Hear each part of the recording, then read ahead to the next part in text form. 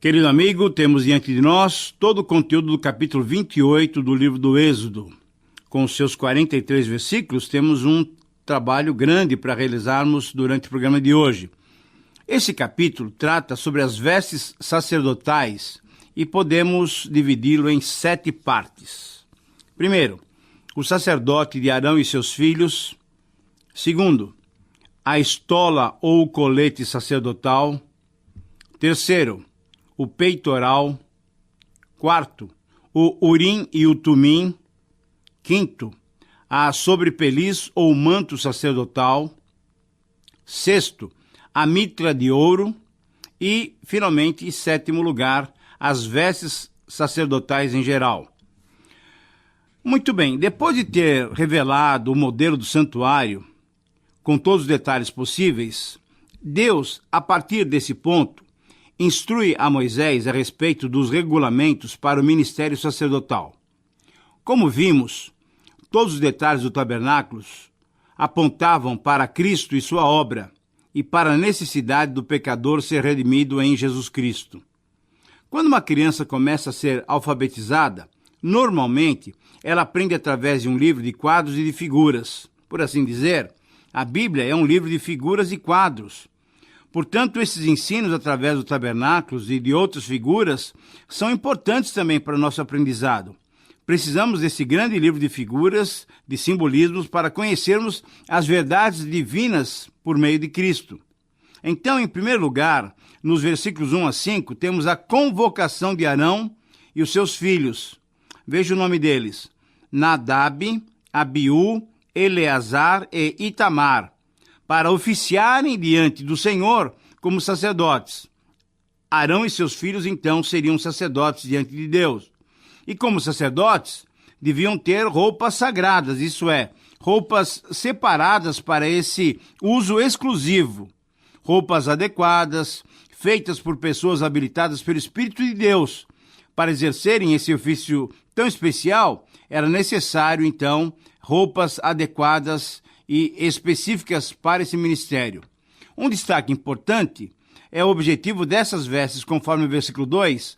Essas vestes tinham objetivo para glória e ornamento. Isso quer dizer, essas vestes deveriam conferir honra e dignidade aos que a usassem, por estarem realizando uma função tremendamente importante.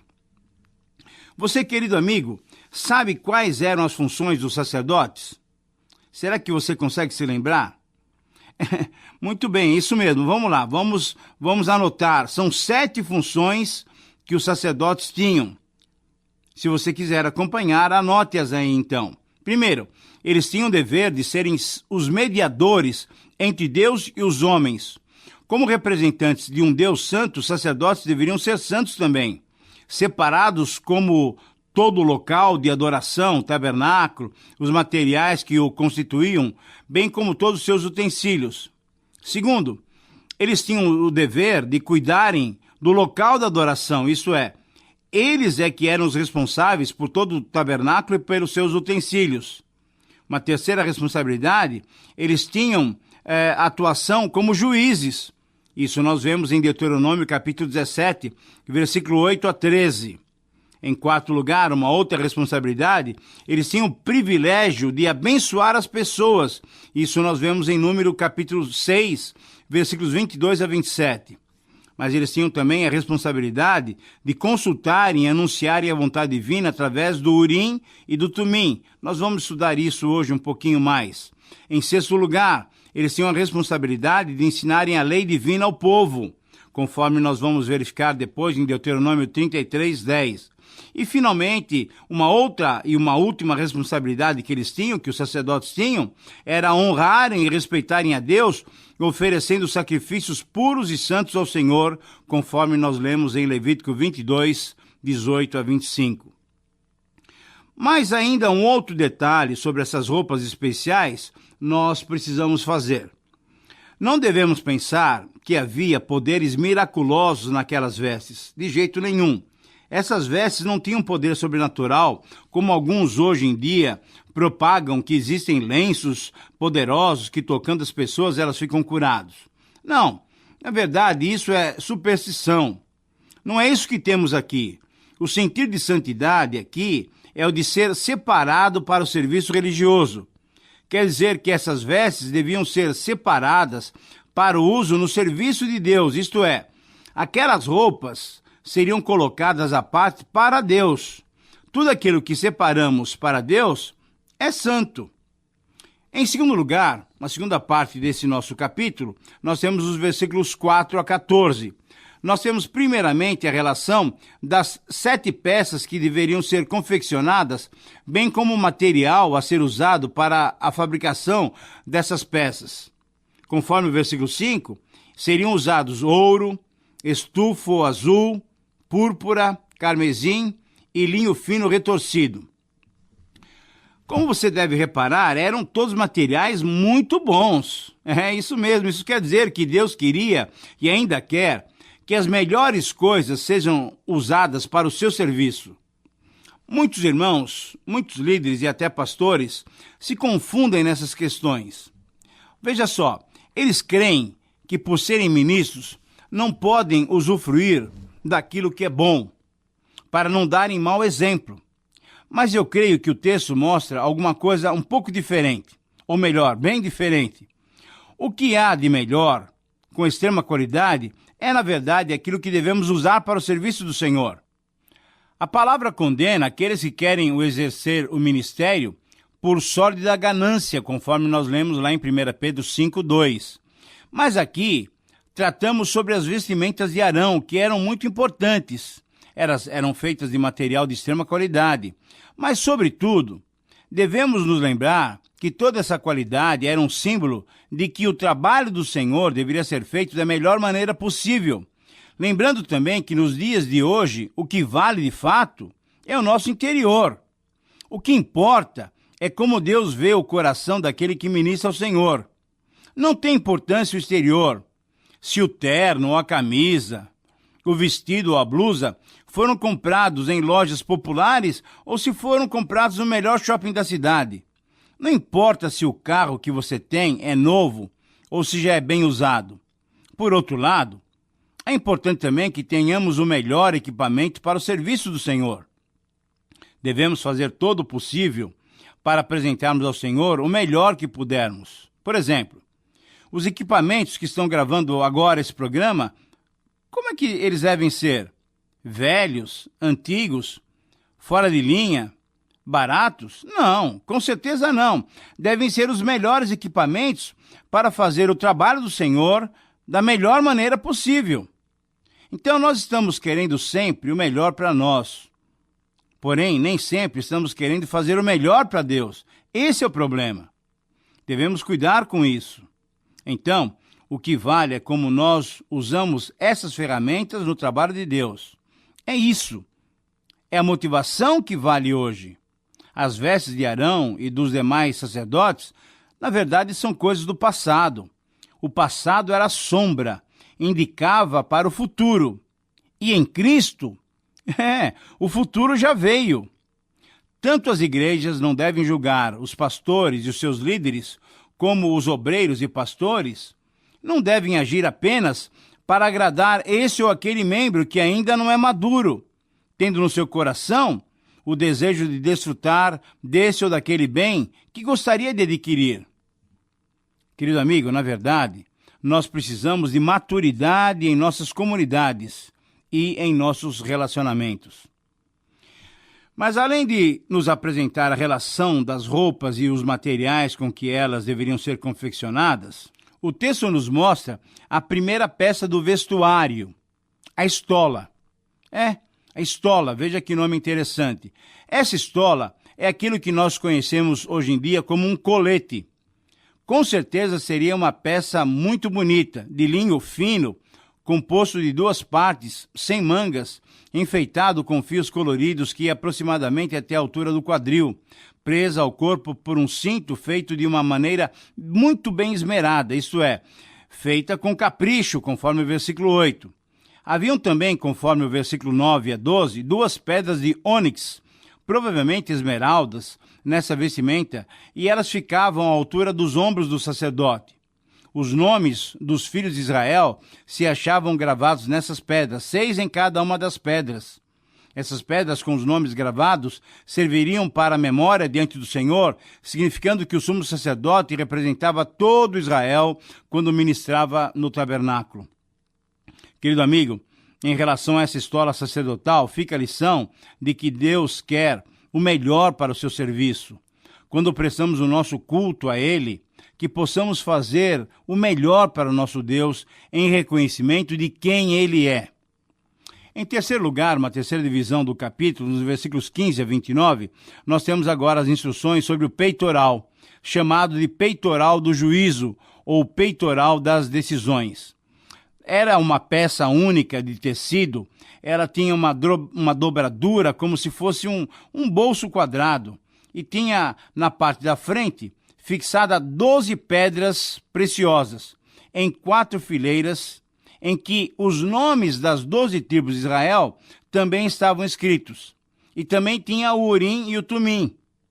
Esse peitoral era unido à estola e ao cinturão por umas pequenas tiras de fios de ouro retorcidas e argolas de ouro. E assim, em conformidade com o versículo 12 e o versículo 29, também nos mostra que Arão levava duplamente o nome dos filhos de Israel, representando-os diante do Senhor, tanto na estola como no peitoral. Agora, você percebe como o Senhor tinha cuidado do seu povo, fazendo com que cada uma das tribos fosse representada diante dele? O cuidado do Senhor pelo seu povo é completo. Abrange todos os detalhes. Mas você talvez, com certeza, talvez você esteja pensando o seguinte: isso acontecia lá no passado, até pela necessidade do povo que estava se organizando em nação, mas conosco é diferente. Olha, eu concordo com você mesmo, é isso mesmo, conosco é muito diferente. Mas sabe por quê? Porque assim como Arão levava duplamente todas as tribos diante do Senhor, hoje é diferente. Hoje temos também esse ministério em nosso favor, mas com uma tremenda diferença. Lá, quem levava o povo diante do Senhor era Arão e outros sacerdotes humanos. Mas hoje, sabe o que acontece? Quem nos leva diante do Senhor não são sacerdotes humanos. Conforme Paulo nos diz lá em Romanos capítulo 8, quem nos leva diante do nosso Pai é o Espírito Santo e o Senhor Jesus, conforme lemos em Romanos 8, 26 e 8, 34. Você percebe que grande diferença, que grande é a nossa vantagem por pertencermos à nova aliança? Hoje, quem ministra diante do Pai em nosso favor é o Espírito Santo e o Senhor Jesus Cristo. Mas vamos prosseguir, o texto está nos chamando para meditarmos nele. Em quarto lugar, então, agora, conforme o versículo 30, temos o Urim e o Tumim. Isto é, literalmente em hebraico, essa expressão significava as maldições e as perfeições. As primeiras letras em hebraico dessas duas palavras indicavam a primeira e a última letra do alfabeto hebraico, Aleph e Tal. Como se fosse, no Novo Testamento, o alfa e o ômega, ou então, como se fosse no português, o A e o Z. Provavelmente, essas eram duas pedras colocadas dentro do peitoral. Normalmente, elas eram usadas como sortes quando se desejava conhecer a vontade de Deus. Uma das teorias que tenta explicar como funcionavam essas pedras sugere que Urim, que significava as maldições, era o não, enquanto o Tumim, que significava as perfeições, era o sim. E assim era possível perceber essa vontade do Senhor. Porém, há um detalhe muito interessante no livro de Provérbios, capítulo 16, versículo 33, que nos mostra que a sorte pode ser lançada, mas toda a decisão vem de Deus. Em quinto lugar, conforme os versículos 31 a 35, encontramos a sobrepeliz, ou o manto sacerdotal, uma peça usada debaixo do colete ou da estola sacerdotal. Era uma única peça, uma túnica de cor azul arroxeada, usada debaixo da estola. Normalmente chegava até a altura dos joelhos e tinha pequenas campainhas de ouro costuradas na bainha. Quando o sumo sacerdote estava ministrando ao Senhor no interior do Santo dos Santos, naquele único dia do ano, no dia especial do perdão, onde ficava longe dos olhos dos demais sacerdotes e dos adoradores, o som das campainhas serviam para indicar se ele ainda estava vivo ou não. Conforme a tradição, uma ponta de corda era amarrada ao tornozelo do sumo sacerdote, enquanto que a outra ponta da corda ficava do lado de fora do tabernáculo. Se as campainhas não fossem mais ouvidas, poderia-se pensar que ele tivesse morrido. Então, para que fosse tirado de dentro do Santo dos Santos, essa corda era puxada, tirando-se do lugar santíssimo corpo inerte do sumo sacerdote, que fora fulminado pela presença santa da glória de Deus. É impressionante, querido amigo, como a santidade de Deus não pode pactuar com a pecaminosidade humana. E assim, como o homem não purificado poderia ser destruído pela santidade do Senhor, nós também não somos recebidos por Deus. Não somos aceitos pelo Senhor enquanto não nos humilharmos diante dos nossos opositores, enquanto não acertarmos os nossos relacionamentos, para depois sim virmos e cultuarmos, oferecermos as nossas ofertas ou o nosso culto ao Senhor. Uma pergunta: como é que você tem se apresentado diante do Senhor? Puro? Santo? Corretamente justificado no Senhor Jesus Cristo? Querido amigo, só pelo precioso sangue de Jesus é que podemos chegar diante do Senhor. Jesus, para nós, é exatamente o acesso que necessitamos para prestar um culto de gratidão e benefício vindo da parte de Deus. Mas vamos seguir, o texto ainda nos leva agora, em sexto lugar, nos versículos 36 a 38. E aqui nós encontramos as orientações sobre a confecção da mitra de ouro.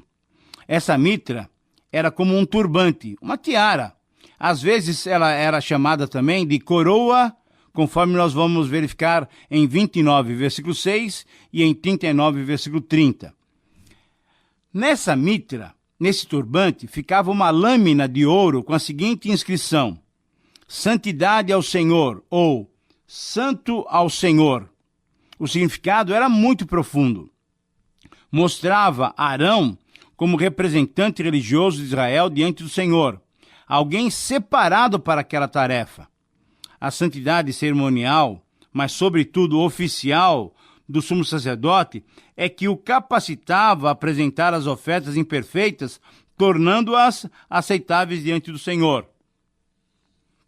A carta de Paulo aos Efésios, no capítulo 6, nos diz que devemos usar o capacete da salvação. Isso nos fala a respeito do nosso testemunho. O crente é também uma pessoa separada do mundo para Deus. Muitas vezes na Bíblia encontramos referências aos crentes, aos salvos em Cristo, como sendo santos. Nós vamos encontrar muitas vezes a palavra santo para aqueles que já têm Jesus Cristo como Senhor e Salvador de suas vidas.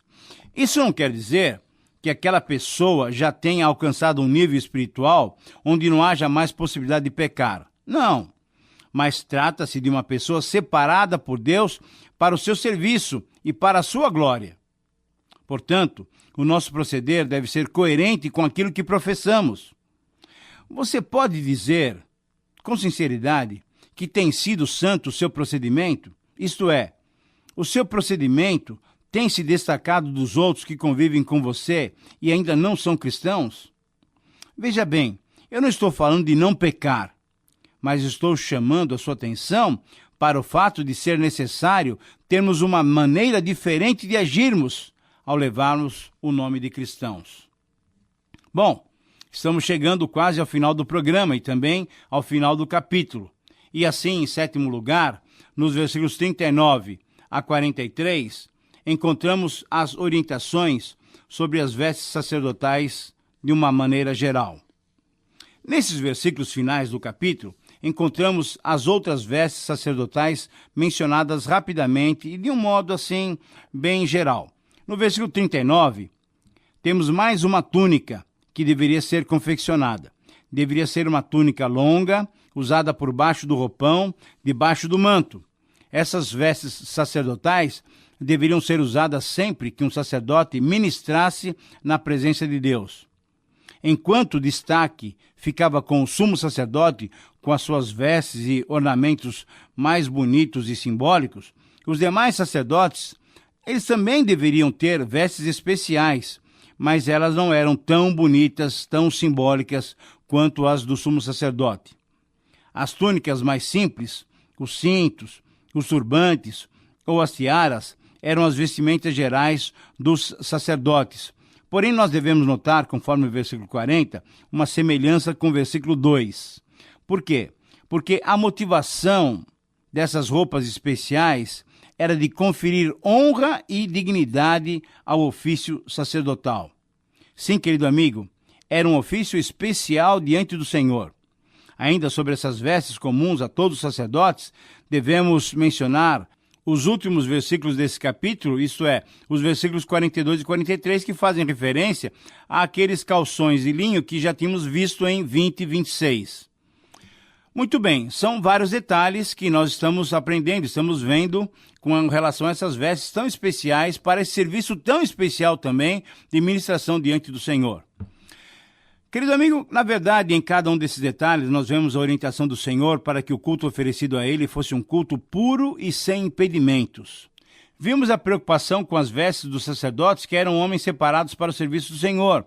Sabemos que essas vestes mostravam a necessidade que o sacerdote tinha de revestido de santidade e servir ao Senhor. E hoje? Hoje todos os cristãos são sacerdotes. Deus nos chama, prezado amigo, para uma vida de santidade. Sem a santidade ninguém verá o Senhor. Jesus é o nosso sumo sacerdote que pode nos perdoar e nos trazer a santidade por meio do seu Santo Espírito. Bem, chegamos ao final de mais um programa. Eu sou grato a Deus pela oportunidade de compartilhar com você essas verdades tão preciosas que Ele tem nos ensinado. Obrigado também por sua companhia. Anote o nosso endereço e escreva-nos. Minha oração é que Deus o abençoe ricamente.